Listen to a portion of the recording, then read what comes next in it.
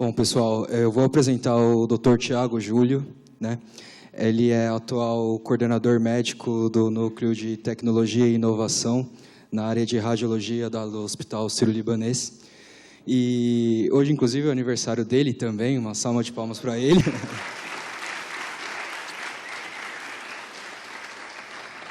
Um agradecimento enorme aos dois palestrantes que vieram aqui do dia do aniversário deles, palestrar, compartilhar um pouco do seu conhecimento conosco, né? E na primeira vez que eu conversei com o Tiago, eu me surpreendi bastante como o médico possui tanto conhecimento assim sobre empreendedorismo, né? Fiquei bastante impressionado com a conversa que eu tive com o Tiago. Ele é a pessoa que sabe que o maior risco é não corrermos risco, né? O empreendedor, ele precisa se colocar na brecha. Se ele não se colocar na brecha, ele está na zona de conforto e, consequentemente, ele não evolui. E o Tiago, eu tenho certeza que ele tem essa visão, ele vai nos apresentar aqui e tenho certeza absoluta que ele vai fechar esse evento com chave de ouro, né? Boa noite, obrigado pelo convite. Já quero começar falando que eu não sou empreendedor e eu vou falar especificamente com você que é colega médico e que não é empreendedor e que acha que não vai ser, porque não quer largar a carreira médica, tá? Eu acho que o médico da geração Y provavelmente é o médico que vai seguir uma carreira em Y. E é isso que eu quero compartilhar com vocês aqui hoje. Mais ou menos 2 anos atrás, eu estava entrando na sala do meu chefe no Einstein, que é professor dessa escola, era até pouco tempo atrás, professor Marcelo Funari, chefe da radiologia, para contar para ele que depois de 7 anos eu ia pedir as contas. Depois de 7 anos trabalhando no Einstein, eu ia atravessar o rio e voltar a trabalhar no Sírio. E por uma coisa que era interessante, pela primeira vez na minha vida eu tinha recebido uma oferta de emprego em que a minha carga de tecnologia ia ser maior que a carga médica, que a carga clínica. No Einstein já fazia uns 3 anos que o próprio Funari tinha me incentivado a seguir na carreira de tecnologia em paralelo com a carreira médica. E agora o que me motivava nessa oferta de emprego, nesse desafio, era justamente porque eu ia inverter. Eu ia ter mais tempo para ter tecnologia, porque já estava claro para o Funari e para meus outros mentores, minhas outras lideranças na área, o Rodrigo Gobo, que era o chefe da intervenção, que era a especialidade que eu fazia, que, como o Lotenberg disse, a gente estava montando um centro especializado, a equipe altamente focada, e eu também fazia radiologia de urgência. Então, já estava claro que não dava para fazer tudo num hospital que nem o Einstein, que o nível é altíssimo, né?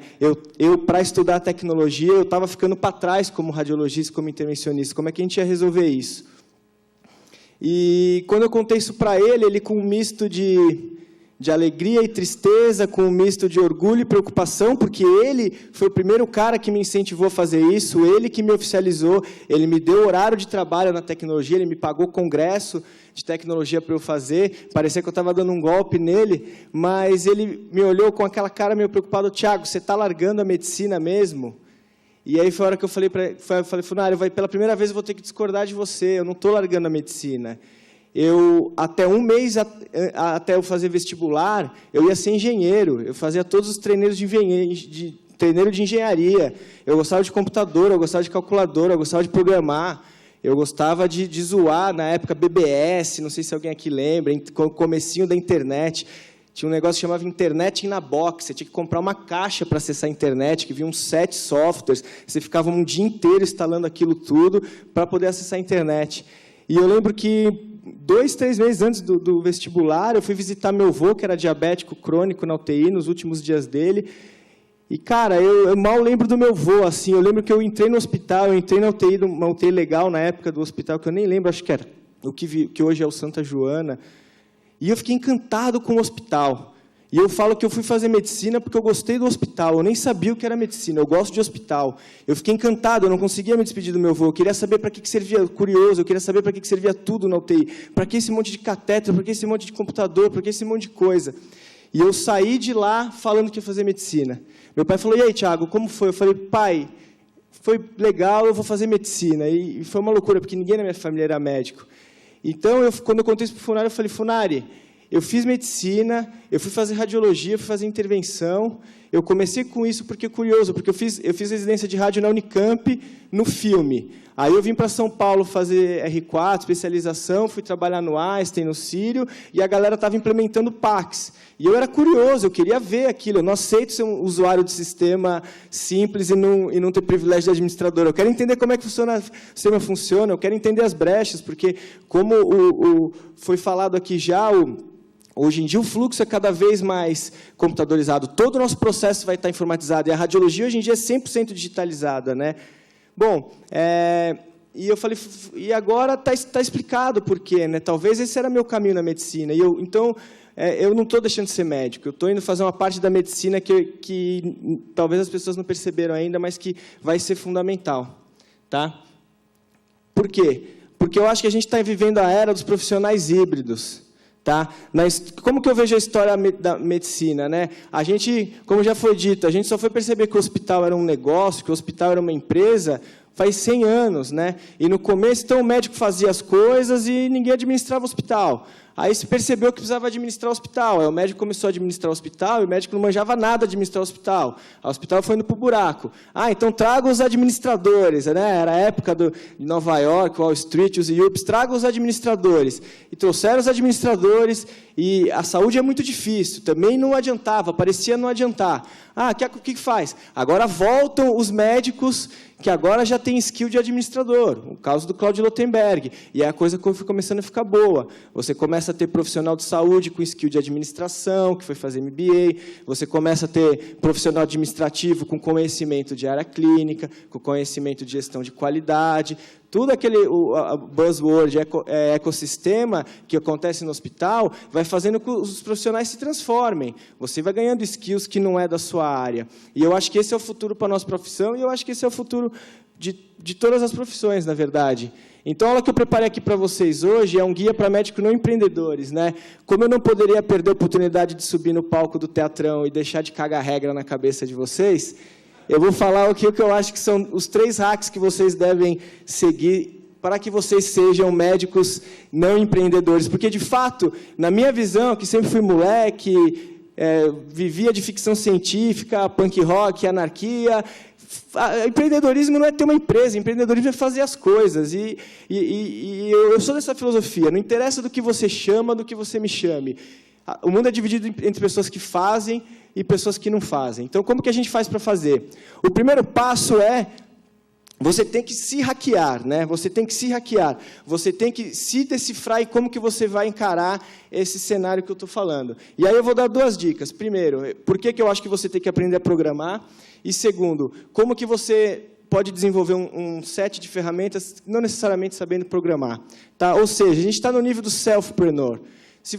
E é o mais importante esse. Se você for um self-preneur, se você se educar para fazer suas coisas, eu acho que você já está fazendo um bom trabalho para contribuir com o coletivo. Tá? Por que eu acho que vocês têm que aprender a programar? Primeiro, e argumento único, na verdade, os outros 2 eu vou puxar a sardinha para o meu lado, mas você tem que entender a tecnologia. Gente, vocês são médicos, a maioria, quem não é da área de saúde, eu tenho certeza que vocês foram parar nisso porque vocês são curiosos, o médico é curioso, o médico quer saber, o médico já tem o diagnóstico, continua pedindo exame porque quer saber mais e mais e mais. Nós somos data ávidos, né? Como é que vocês se sentem bem de usar tecnologia e não se perguntar como ela funciona? Né? Então, a gente tem que entender isso, gente. Quem entender como a tecnologia funciona vai ter vantagem sobre o seu par. Praticar lógica. Gente, linguagem de programação ela é feita de 2 partes, lógica e sintaxe. A sintaxe, para quem realmente não quer aprender a programar, esquece. Eu mesmo não sei sintaxe, meu código é um lixo e eu não estou nem aí porque o programador vai rever. O que me interessa é saber a lógica. Como que funciona a lógica de programação? Vocês já pararam para pensar como que funciona a programação? Gente, o computador, sabe quantas coisas um computador faz? Ele faz uma coisa, ele soma 1 e 1 com 0, o tempo inteiro, milhões de vezes, muito rápido. Como que, com essa única propriedade, a gente consegue fazer tanta coisa. Isso não é intrigante? Então, quando você começar a entender a lógica da programação, você começa a entender como as coisas funcionam. E você começa a praticar isso no seu dia. Eu fazendo a reunião de negócio, a minha reunião parece um programa, porque eu começo declarando o que a gente vai fazer, aí eu carrego todas as livrarias, né? Eu carrego todos os documentos. Gente, me dá tudo de informação que a gente precisa saber. Tá, agora declarar as variáveis. Quais são as variáveis desse problema? Tá bom, o que a gente está fazendo repetitivamente? Quais são os loops? Isso te ajuda até a encarar problemas que não computacionais, problemas do dia a dia, e inclusive problemas médicos, principalmente para a gente radiologista e quem faz diagnóstico, que tudo se baseia em árvore de decisão e, em geral, elas são bem binárias. Tá? Terceiro, seja um informática médico. Tá? Isso, nos Estados Unidos, a informática médica, faz uns 3, 4 anos, virou uma residência médica, e a gente tem já um pedido, um grupo da Sociedade Brasileira de Informática e Saúde, o Endrigo sabe do que eu estou falando, e que a gente está pleiteando na Associação Médica Brasileira que a informática clínica seja uma especialidade médica. E eu tenho certeza que a gente vai conseguir, eu tenho certeza que alguns de vocês, logo mais, eu vou poder falar que são meus colegas de residência na informática médica. Tá? Agora, você não precisa... Isso aí é coisa de nerd. Eu sei, eu sou nerd. Isso aí, Thiago, não vão fazer. Eu quero ser cirurgião, eu quero operar. Tá bom. Agora, aqui o que eu quero deixar bem a lição, cara. Engana-se quem pensa que o hack é uma coisa de computador, cara. A grande parte dos hacks... O que significa hack? Você achar falhas, flaws, e criar exploits, né, explorações. A grande maioria das falhas, mesmo em computação, que a gente explora, são falhas humanas. Se você acha que hacker fica tentando roubar sua senha, craquear sua senha, você não sabe nada. O hacker pega e liga e faz, de alguma forma, você fala a senha para ele. Né? Então, eu quero dizer o seguinte, daqui para frente, comece a pensar em hacks não só como ferramentas de tecnologia, mas como skills social. Se você é bom de gestão de pessoas, se aproveita disso, se apropria disso. Se você é bom de matemática, você é bom de Excel, você é bom de desenho. Pô, gente, tem um monte de gente que desenha e eu não vejo ninguém fazendo desenho médico para a gente ilustrar a aula, ilustrar, por exemplo, livros. Então, ache qual é o seu toolbox, tá? Acha quais são os seus skills e montam o seu case. Você vai usar isso, tá, gente, no futuro. O terceiro nível, vamos hackear o hospital, tá, gente? Aqui eu estou falando no hospital, que é o meu cenário de trabalho, mas pode ser a sua clínica, pode ser o seu consultório, pode ser, se você é um cara acadêmico, whatever. E aí eu vou falar duas coisas. Por que eu acho que você deveria se engajar na gestão e por que a gente precisa transformar o jeito que a gente faz pesquisa hoje. Tá? Então, aqui eu estou falando do tal do intrapreneur. Essa palavra não foi eu que inventei, essa existe. Ou seja, cara, depois de 15 anos médico, estudei pra cacete, agora que eu estou indo bem, eu vou largar tudo para abrir uma startup. Não me parece ser muito sensato. Tá? Não que seja errado quem faça isso. E talvez eu nunca fiz isso porque eu não tive uma grande ideia. Eu sou muito bom em arrumar as ideias erradas dos outros, mas eu nunca tive uma grande ideia minha para que eu possa ter minha startup. Então, por que você tem que se meter no management? Porque você tem que entender o negócio. Você tem que entender o negócio, gente. Eu falo isso quando eu estava lá no Einstein, e né, os residentes sempre ficavam, como é que é, né? A residência aqui fica para trás do HC, da Unicamp, toda aquela preocupação. Eu falo, gente, não se preocupa com isso. Dá laudo de abdômen, daqui a pouco o computador vai dar. O que vocês têm que levar daqui do Einstein é gestão de qualidade.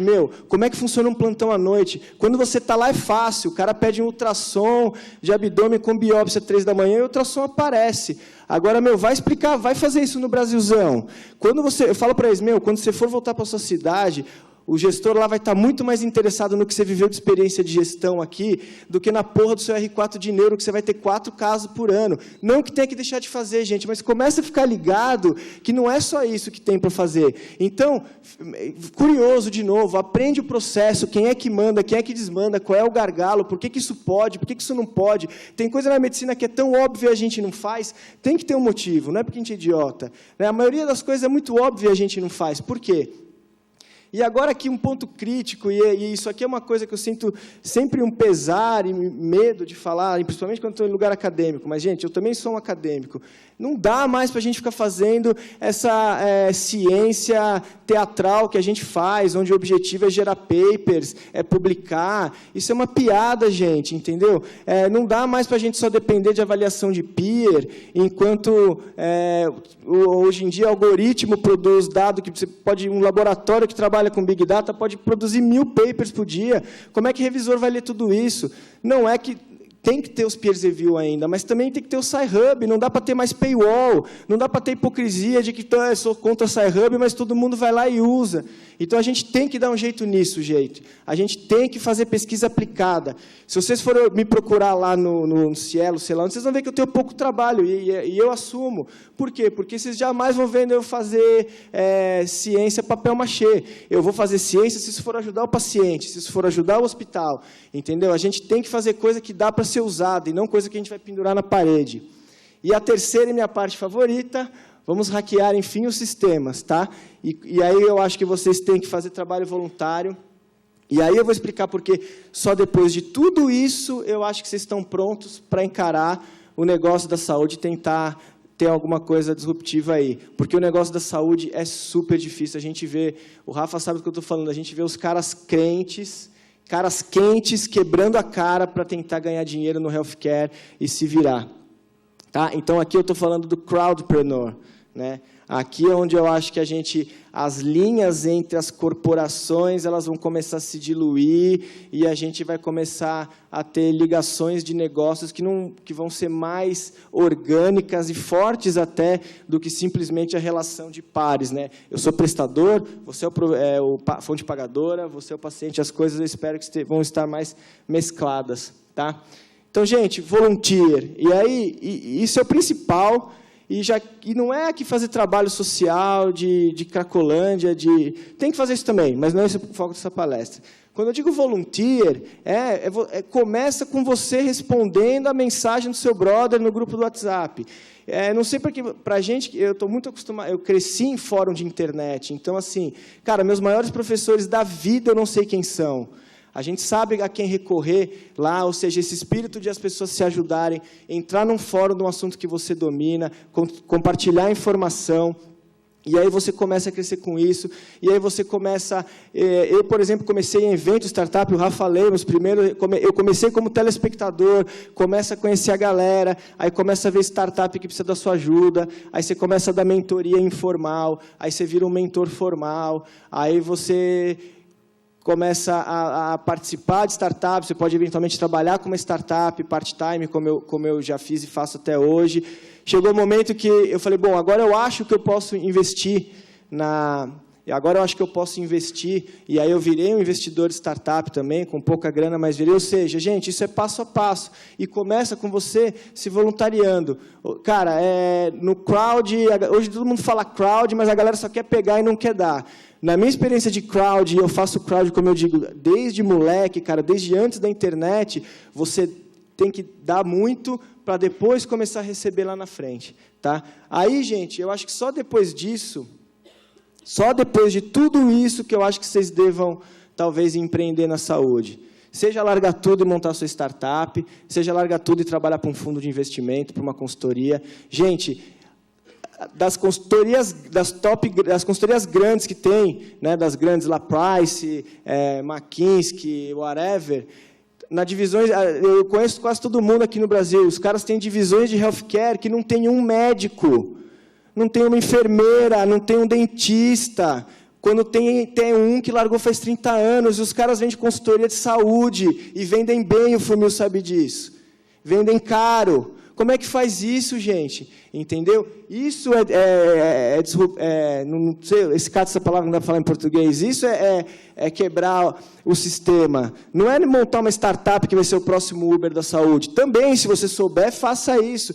Mas a gente tem que ir de tijolinho em tijolinho, de pouquinho em pouquinho, ajudando startup, ajudando dentro do seu hospital, ajudando nas faculdades e na educação. E é por isso que eu aceitei vir aqui hoje no dia do meu aniversário, porque eu acho que é importante passar essa mensagem, porque a gente tem que ver isso acontecendo nas faculdades, a gente tem que ver isso acontecendo nas residências, a gente tem que ver isso acontecendo nos outros cursos, não só os de medicina. Eu falo aqui para médicos, mas assim, a gente tem que lembrar que hoje a gente, como eu falei, a gente é multidisciplinar e agora a gente está virando transdisciplinar. Cada indivíduo está virando multidisciplinar agora, né? De tanto conviver em time multidisciplinar. Então, depois de passar por toda essa escala, ou seja, primeiro você se acha, se vira um hacker, se assume um hacker e desenvolve seu kit de conhecimentos. Aí você começa a agir localmente, no seu local de trabalho, ataca a sua organização, hackeia ela. Gente, não aceita não, seja curioso, não aceite trabalhar para medíocres, não aceite trabalhar para corruptos, entendeu? É bem assim mesmo. Faça o seu caminho, a gente vai fazer. Conte com a ajuda da maioria ou não, é só uma questão de tempo. A gente vai transformar isso e vai ser do jeito legal, tá? E por último, hackear o sistema, gente. Sejam crowd, sejam coletivos. Não é aquela coisa piegas de ser socialista, nada, mas é que não tem nada de mal em fazer o que você quer, o que traz bem para você, quando é melhor ainda que faça bem para todos. Tá bom, gente? Então é isso, ó. Temos que começar agora. A saúde está realmente em uma situação difícil, não dá tempo para ficar, eu vou acabar a residência e começar a ganhar 20 pau por mês, aí depois eu entro. Não, gente, a gente precisa de gente agora, como o Endrigo, a gente está disposto a ajudar de qualquer jeito, via Sírio, via as startups que eu tenho, via as entidades, a APM, no caso, eu sou membro do Colégio Brasileiro e da Sociedade Brasileira de Informática e Saúde também, via academia, via pesquisa. A gente precisa fazer a nossa história, fazer a nossa narrativa, porque do jeito que a gente está fazendo as coisas não deu certo, e eu, pessoalmente, não confio nas pessoas que fizeram tudo do jeito que estão fazendo até agora, que de uma hora para outra eles vão fazer de um jeito diferente. Então é isso, gente. Obrigado pelo convite e boa noite.